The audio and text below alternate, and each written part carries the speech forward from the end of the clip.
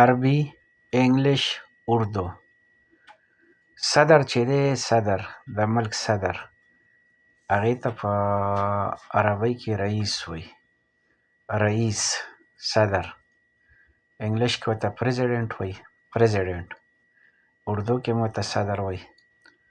دغه شان وزیر اعظم ته رئیس الوزرا وایي، رئیس الوزرا.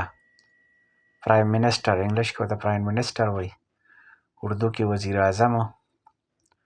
دغه شان وزیر چې دی، وزیر، هغه ته په عربۍ کې وزیر وایي.